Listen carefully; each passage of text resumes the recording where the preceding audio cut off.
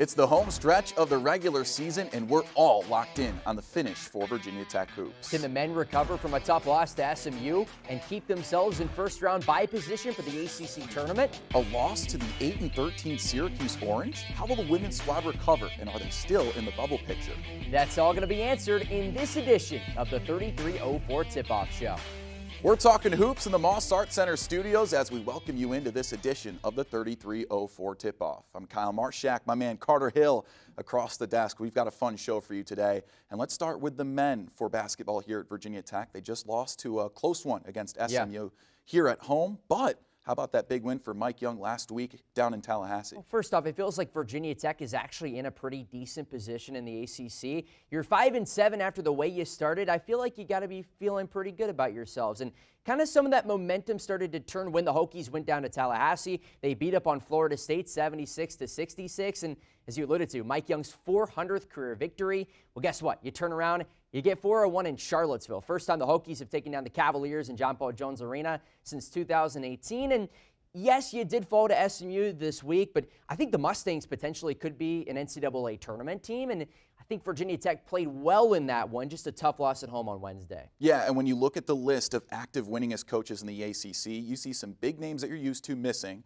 but that also slides our guy, Mike Young, into a pretty good position on the list. It's pretty crazy to think about. When Leonard Hamilton retires next month in March, Mike Young is going to have the second most career victories amongst any coach in the ACC, just behind Brad Brownell, who is the longest tenured head coach in the ACC, which is crazy to think about. No more Jim Boeheim, no more Mike Krzyzewski, no more Roy Williams, Tony Bennett, Jim Larrañaga, you name it. Some of the giants in the ACC have stepped aside as of late, Mike Bray at Notre Dame as well, and Mike Young is showcasing this year, despite maybe the record not being where they want it to be. I think, again, based on how the season started, Mike Young is showing off why he's one of the better coaches in the league. Yeah, and then you talk about guys like Jim Larrañaga and Tony Bennett leaving in such an awkward fashion. The ACC's more different than it's ever been. But with that being said, 401, Mike Young stands at third in the ACC. He'll be 2 next year. And then, of course, the guy ahead of him, as you mentioned, Brad Brownell with Clemson. He has a very well-funded, well-recruited program. So in terms of the roster in front of these coaches, Mike Young may be doing the best job that we've seen this year. He might be. He might be. This is his 23rd year as a head coach, 6 at Virginia Tech, and he went to 6 NCAA tournaments at Wofford, came to Blacksburg, a place, in, as it's well documented, which he's from. And in year 1, they were okay. I would argue they exceeded expectations. Year 2, you go to the NCAA tournament. Year 3, you win the ACC tournament, which was a magical run. Hokies go to the NCAA tournament. The last 2 years maybe haven't been exactly where he's wanted the program to be, but you're still winning 20 games consistently. And this year, again, with where the roster was to start the year, the Hokies are in striking distance of finishing around 500. And again, you could argue, based on where the season started, Mike Young should get some ACC Coach of the Year votes if the Hokies do, in fact, finish around that point. He's certainly outpunted his coverage in terms of performance this year. And speaking of that magical ACC run, how about some kind words after win number 400 from guys like Justin Mutz with that nice poster dunk over Paolo Banchero against Duke, Keve Aluma, Storm Murphy, all chiming in. It's been a long time coming for Mike Young. It has been, for sure. Win number 400 was a long time coming for Coach Young, and over 100 of them came with his hometown team. For more on his journey to the 4th century mark, here's our reporter, Riley Klaus. 400 of anything is a lot. 400 days is more than a year on this earth. And $400, that'll give you 77 cheesy gordita crunches, or 76 grande lattes if that's your not quite cup of tea. But 400 wins, that's something only 3 ACC men's basketball coaches that are active can claim. One of them is Virginia Tech's Mike Young. Now, the road to 400 wins looks different for every coach, but Young has only made 2 stops as captain of the ship, leaving a historic legacy at a pair of programs. Let's take a walk down memory lane and recap Mike Young's coaching career. Young started off his coaching career in the Commonwealth of Virginia. First off exit 26 at his alma mater, Emory and Henry, before returning to his hometown Radford as a grad assistant. But it was in 1988 that he would find his first long-term home, Wofford in Spartanburg, South Carolina. Young would make his rise through the ranks and take reins of the Terriers in 2002. Over the first 16 seasons at Wofford, he tallied up 270 wins before in the final year of his tenure, he went on a magical run, going undefeated in conference play with 18 wins. Young would get up to win number 299 after he made a run to the second round of the NCAA tournament, before he would decide It's time to hit the road and head off to Blacksburg.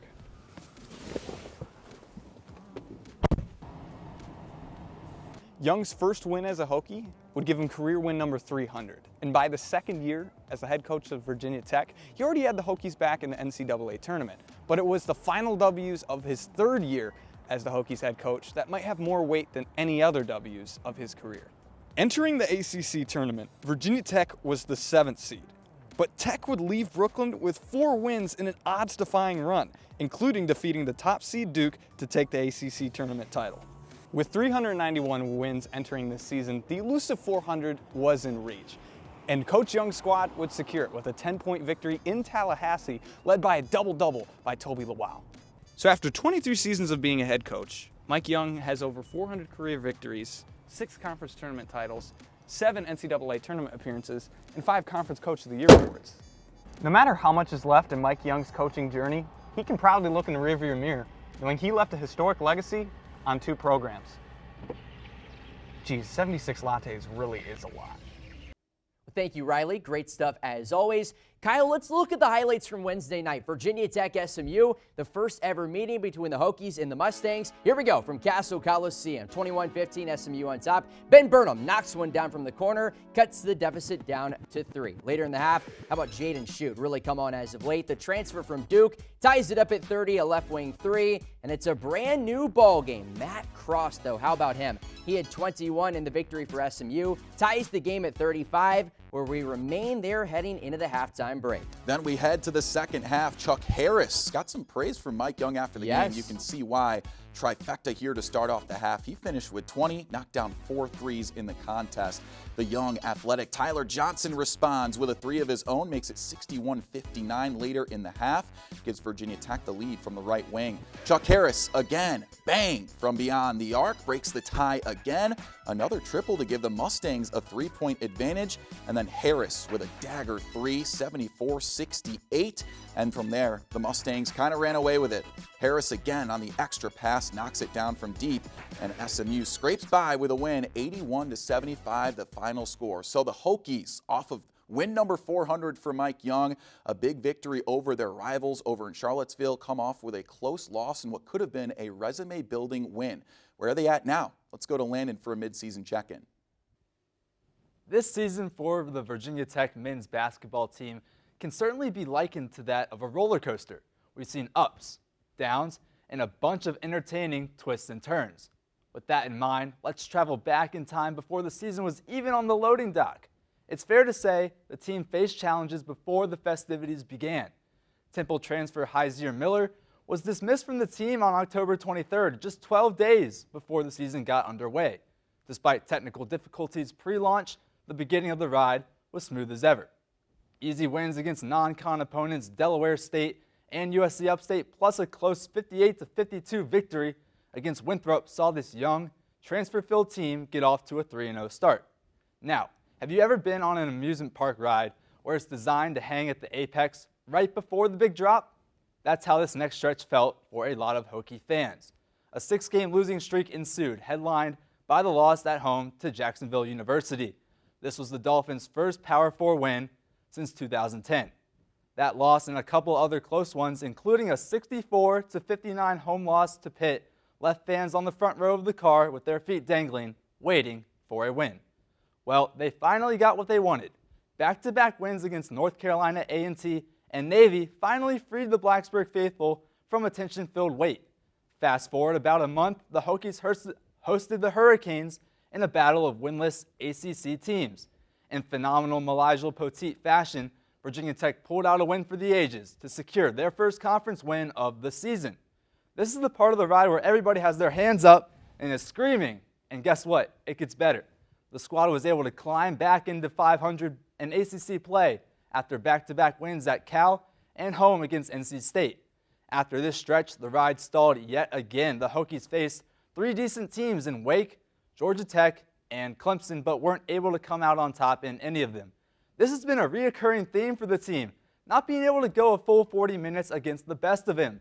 But last week, the team helped Mike Young earn his 400th career win in a dominant win against FSU.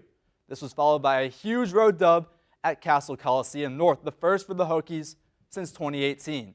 Now, Virginia Tech hit a little hiccup against SMU on Wednesday night. They hung around with one of the best teams in the ACC and almost completed the upset.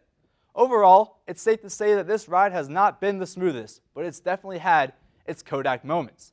With 8 more conference games and possibly a trip to Charlotte, the Hokies could still possibly loop-de-loop their way into bonus basketball. Guys?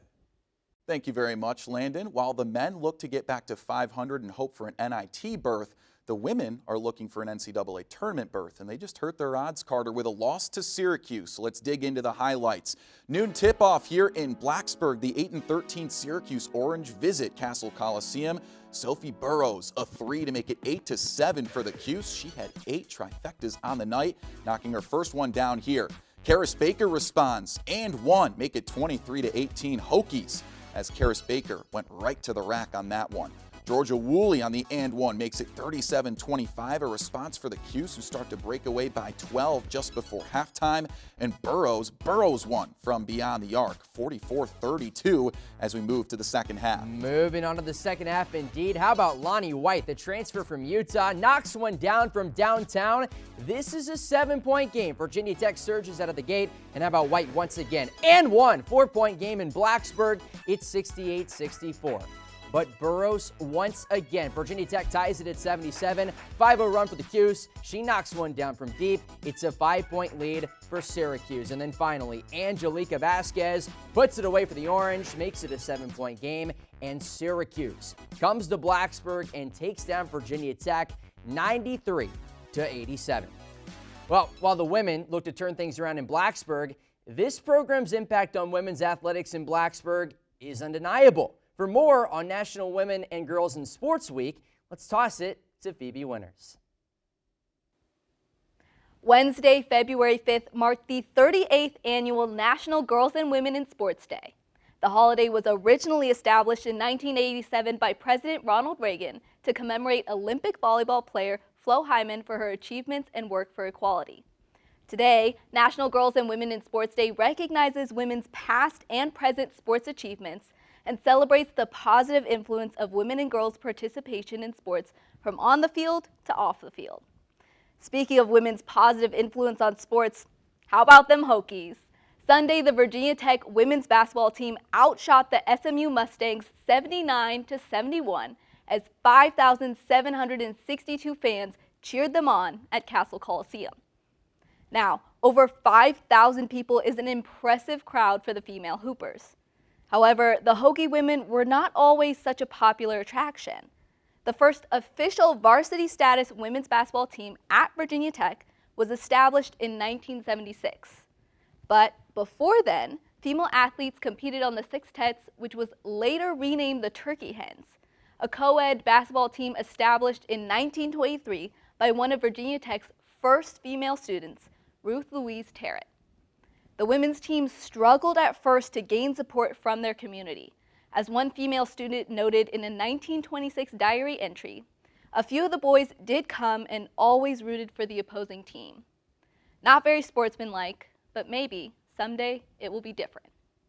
Well, times have certainly changed for the better as the women's basketball team's average fan attendance has grown by 4,000 fans since 2021. A huge part of that significant jump in fan attendance from 2021 to now is the legendary accomplishments of Elizabeth Kitley, Georgia Amor, and head coach Kenny Brooks. This trio transformed the Virginia Tech women's basketball program as Kitley and Amor consistently shattered program records, and Brooks led the team to the program's first ACC title in 2023.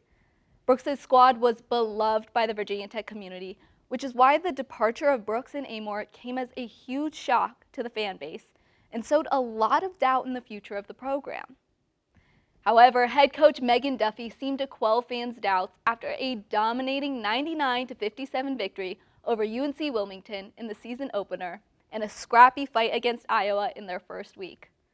Duffy's squad currently sits on the bubble of making the NCAA tournament as they prepare to take on their rival University of Virginia on Sunday. Back to you guys. Thank you, Phoebe. Kyle, that was phenomenal, right? Phenomenal. Oh, what a week. What a week. Hey, let's flip the script and talk about this home stretch for women's hoops. With the Hokies on the bubble, guys, it just kind of feels like Virginia Tech had an opportunity that slipped by the wayside last night. You fall to Syracuse. We just touched on the highlights, and now you feel like you got to get one back. Yeah, they had 2 ranked losses. They came back against SMU, a nice get-back game.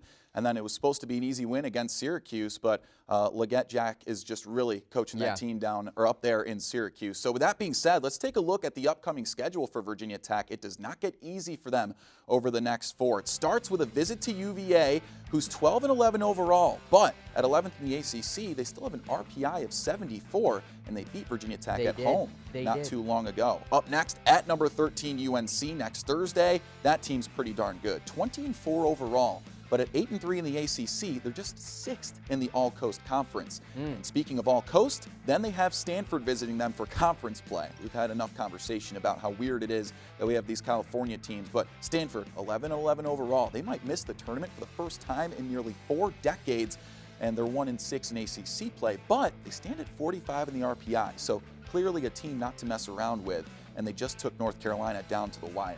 Finally, they host number 21 Cal on the 23rd of February. The 19-5 Golden Bears stand at a pretty good record so far this year and are at the middle of the pack in the ACC. So a lot to digest there if you're head coach Megan Duffy. Yeah, and it feels like, again, you got to get one back. You know, you lose to Syracuse. That's a quad 4 loss for Virginia Tech, unfortunately. And, you know, you feel like you got to win that game in Charlottesville, I feel like, because the Cavaliers did come to Castle Coliseum, as you alluded to, and they won here in Blacksburg. So if Virginia Tech is to get that game back, here's your opportunity. Now, here's the big question. Where's Misha going to play?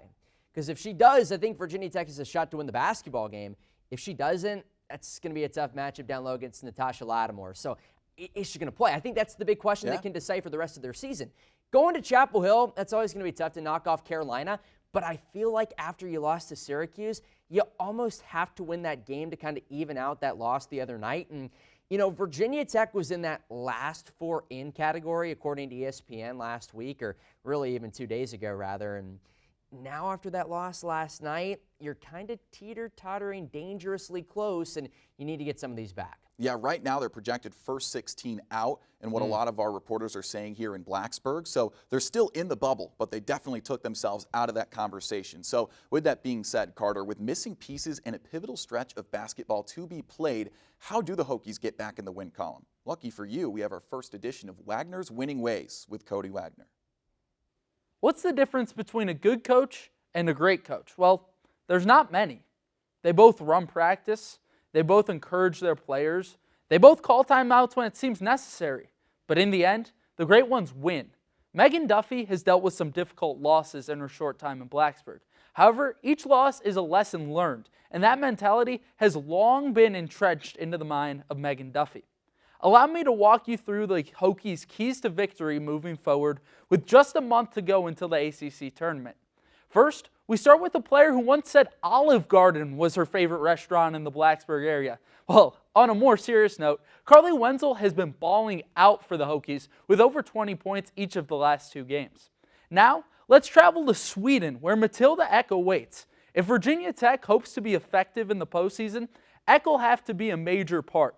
Her three-point shooting was much improved, going 5 for 7 from downtown last weekend against SMU.